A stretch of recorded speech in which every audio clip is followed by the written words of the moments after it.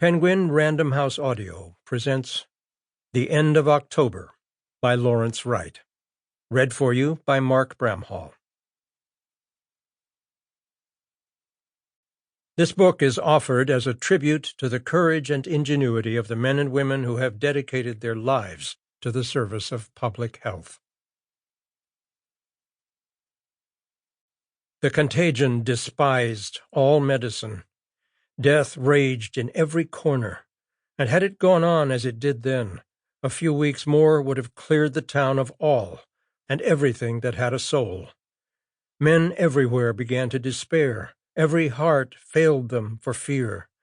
People were made desperate through the anguish of their souls, and the terrors of death sat in the very faces and countenances of the people. Daniel Defoe, A Journal of the Plague Year. But what does it mean, the plague? It's life, that's all.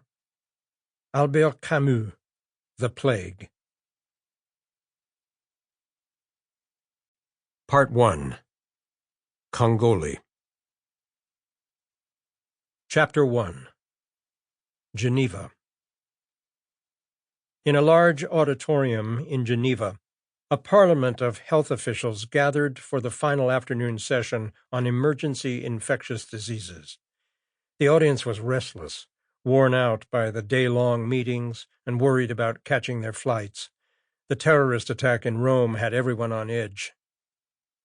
An unusual cluster of adolescent fatalities in a refugee camp in Indonesia, the next-to-last speaker of the conference was saying.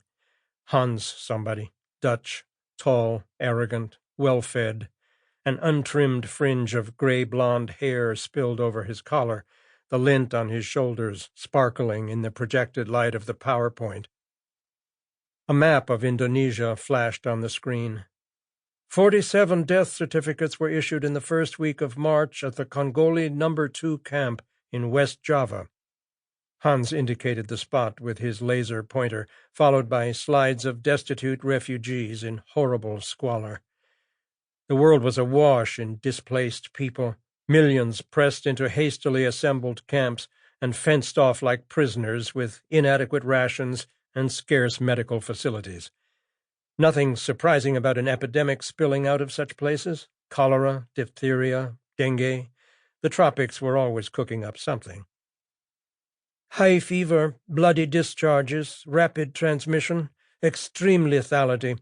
But what really distinguishes this cluster, Hans said, as he posted a graph, is the median age of the victims. Usually infections randomly span the generations, but here the fatalities spike in the age group expected to be the most vigorous portion of the population. In the large auditorium in Geneva, the Parliament of Health officials leaned forward to study the curious slide. Most mortal diseases kill off the very young and the very old, but instead of the usual U-shaped graph, this one resembled a crude W, with an average age of death of 29. Based on sketchy reports from the initial outbreak, we estimate the overall lethality at 70%, Hans said. Pediatric or natal? Maria Savona, Director of Epidemiology at the World Health Organization, interrupted the puzzled silence. Largely accounted for in the reported cohort, Hans replied. Possible sexual transmission? A Japanese doctor asked. Unlikely, said Hans. He was enjoying himself. Now his face drifted into the projection, casting a bulky shadow over the next slide. Reportable deaths stay consistent for the following weeks, but the overall total drops significantly. A one-time event in that case, the Japanese woman concluded. With 47 bodies, Hans said. Quite an orgy. The Japanese doctor blushed and covered her mouth as she giggled. Okay, Hans, you've kept us guessing long enough, Maria said impatiently. Hans looked around the room triumphantly. Shigella, he said, to groans of disbelief. You would have got it but for the inverted mortality vector. That puzzled us as well. This is a common bacteria in poorer countries, the cause of innumerable cases of food poisoning. We queried the health authorities in Jakarta, and they concluded that in a starving environment, the only people robust enough to seize the limited food resources are the young. In this case, strength proved to be their undoing. Our team deduced that the probable source of the pathogen was raw milk. We offer this as a cautionary tale about how demographic stereotypes can blind us to facts that would otherwise be obvious.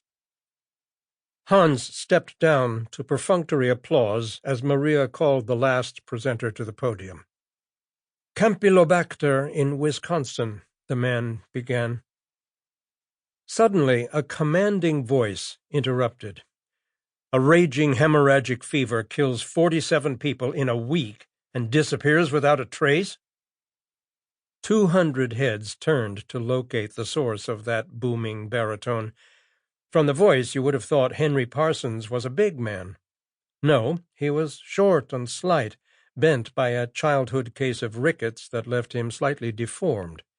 His facial features and professorial voice seemed peculiarly outsized in such a modest figure, but he carried himself with the weight of a man who understood his value despite his diminished appearance.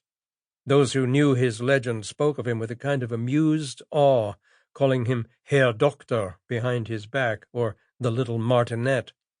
He was capable of reducing interns to tears if they failed to prepare a sample correctly, or missed a symptom that was, in fact, meaningful only to him. But it was Henry Parsons who led an international team in the Ebola virus disease outbreak in West Africa in 2014. He tracked down the first documented patient of the disease, the so-called index case, an 18-month-old boy from Guinea who had been infected by fruit bats. There were many such stories about him, and many more that could have been told had he sought the credit. In the never-ending war on emerging diseases, Henry Parsons was not a small man. He was a giant. Hans somebody squinted and located Henry in the gloom of the upper tiers. Not so unusual, Dr. Parsons, if you consider the environmental causation. You used the word transmission. Hans smiled, happy to resume the game. The Indonesian authorities at first suspected a viral agent. What changed their minds? Henry asked. Maria had become intrigued. You are thinking Ebola? In which case we'd see likely migration to urban centers, Hans said. Not shown. All it took was to eliminate the source of contamination and the infection disappeared. Did you actually go to the camp yourself? Henry asked. Take samples? The Indonesian authorities have been fully cooperative, Hans said dismissively. There's a team from Médecins Sans Frontières in place now, and we will receive confirmation shortly. Don't expect surprises. Hans waited a moment, but Henry sat back, thoughtfully tapping a finger on his lips. The next presenter resumed. A slaughterhouse in Milwaukee, he said, as a few conferees with an eye on the time ducked toward the exits. There was bound to be increased security at the airport. I hate when you do that, Maria said when they got to her office. It was glassy and stylish, with a fine view of Mont Blanc. A flock of storks, having hurdled the Alpine barrier, circled for a landing beside Lake Geneva, their first stop on the spring migration from the Nile Valley. Do what? Maria leaned back and tapped her finger on her lips, imitating Henry's gesture. Is that a habit of mine? He asked, leaning his cane against her desk. When I see you do it, I know I should be worried. What makes you doubt Hans's study? Acute hemorrhagic fever, very likely viral, weird mortality distribution, totally inappropriate for Shigella. And why did it suddenly just stop? I don't know, Henry. You tell me. Indonesia again? They hid the ball before. It doesn't look like another meningitis outbreak. Certainly not. Despite himself, Henry involuntarily began tapping his lips again. Maria waited. I shouldn't tell you what to do, he finally said. Maybe Hans is right. But the lethality. Stunning. The downside if he's wrong. Maria went.